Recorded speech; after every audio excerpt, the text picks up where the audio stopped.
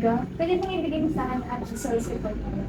Sige po, bigay ko na lang po sa office. I need them in 5 minutes. Marami pa. Sige po.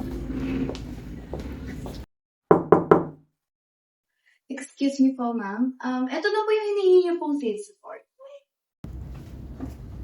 Ito na po yung sales report, ma'am.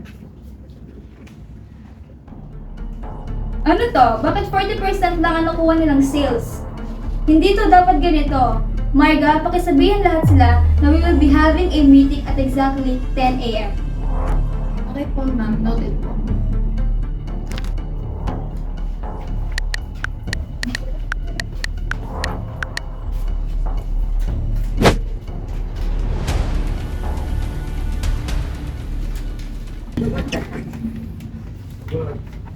Good morning, ma'am. Good morning. Nag-breakfast na ba kayo? Yes, ma'am. By the way, nakita niyo ba yung email ko? May meeting tayo mamaya at exactly 10 a.m. sa conference room. Okay po, ma'am. Noted. Bye!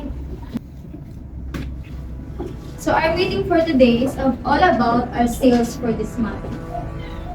So supposedly, our target sales for this month is 80 up until 100. But you only got 40% up until this target sales for this month. How come na 40% lang lahat ng sales nyo for this month after all my suggestions and recommendations? Did you even give your best sa target sales natin for this month? Bakit sobrang baba ng target sales natin? Tingin nyo sinong pagkagalitan dito ng boss? Kayo? Hindi ba't ako? Dahil lahat kayo ay under sa akin. I work so hard for this position and power para lang ganyan yung ibigay nyo sa aking sales. So now, I decided that all of you will conduct a proper training. So we need to invest a lot of time here. Di ba po ba, ma'am? Yes, exactly. But I think we're knowledgeable enough to solve the current problem of the company. Knowledgeable enough. Eh, hindi nyo nga na-perform na maayos ang trabaho niya eh. 40% lang yung nakuha nyo. So all of you will conduct a proper training, lahat kayo.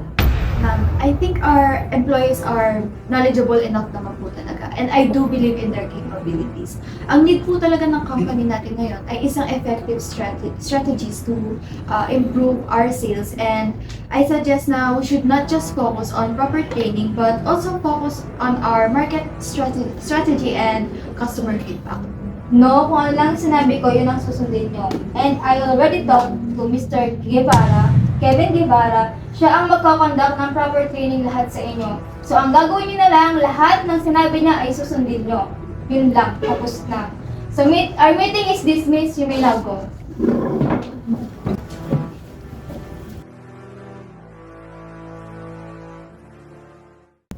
Grabe, no? Ang daming workloads tapos may training pa tayo.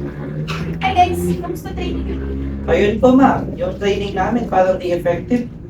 Ganun pa rin po, ma'am.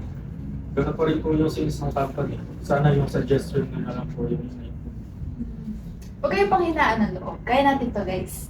Basta huwag tayo pa-distract ha? Okay? Thank you, ma'am. Thank you, ma'am.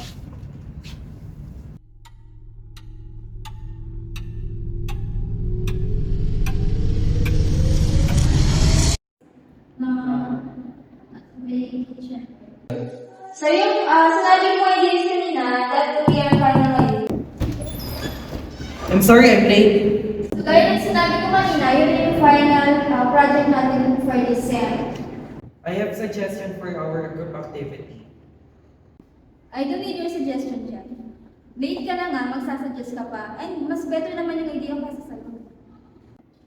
Anong klase leadership yan? Buti pa yung ibang leaders, pinapakinggan ng kanilang members. So, yun yung suggestion ko. Sige, gusto ko yung suggestion mo. So, ilalagay ko yung sa update ko.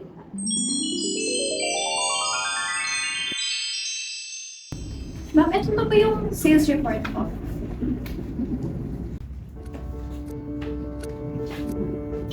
Mababa pa din ang sales natin for this year.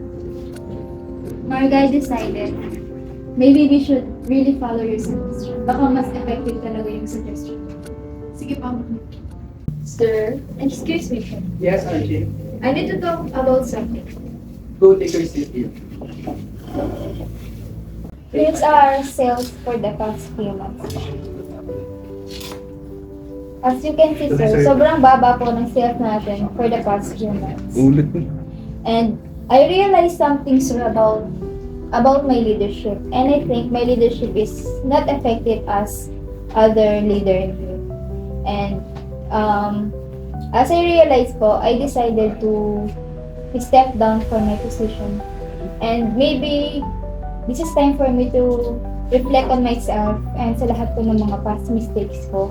Lalo na po, syempre, madami din pong employees ang naapektuhan dahil po sa leadership ko. Kumbaga po, maybe one of the reason din po kung bakit mababa yung sales natin for the past few months is hindi po talaga effective yung pagiging leader ko sa kanila. I appreciate all the things that you did in our company, especially your efforts, Arcel, and your honesty. Thank you so much, and I look forward for your improvement. And sa tingin mo naman, sinong pwedeng maging next na leader sa'yo in our company? I know someone, sir, and it's Marga. Since college, I've known Marga na po. And I've seen her leadership, and her leadership is very effective po. Kahit sa mga simpleng activities na, mabibigat na activities, kahit nung sa school pa, she's really very effective and mababait po siya sa mga members niya. And napansin ko din po siya nung, kahit ngayon sa work na po, she's very open and kind sa lahat po ng members natin or employee natin, and lahat po sila alam po nakikinig kayo. So, si Marga po ang marirecommend ko for new leader po. So, I would like to congratulate each and every one of you, especially to Marga, because tumaas ulit ang sales natin ngayon. This is our biggest sale na nakuha natin ngayong month. So, congratulations everyone! Good day, everyone. I would like to congratulate you for doing your best and putting your efforts. So, because of that, I decided to give a certificate of recognition sa inyong lahat.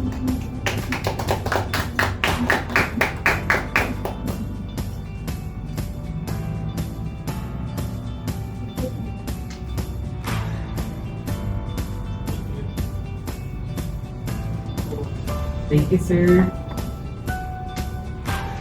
So, before this meeting ends, guys, I would like to announce something with all of you.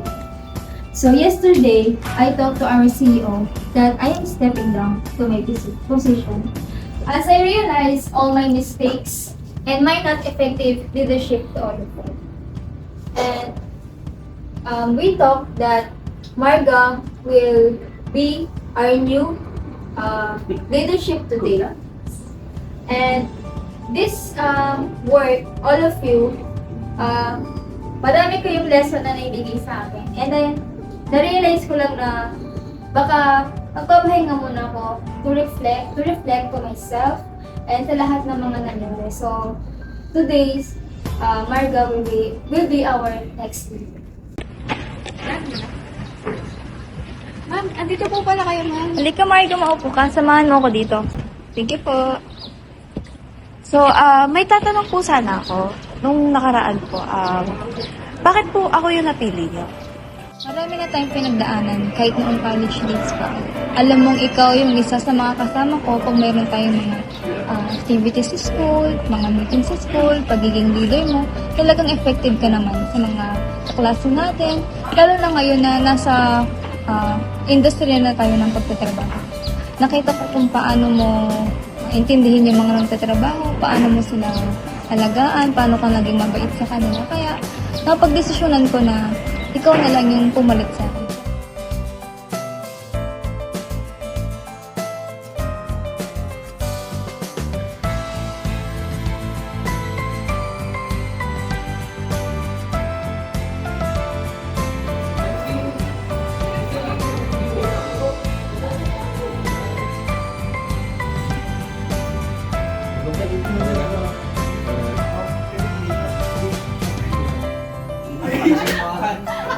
Going back to Honolulu.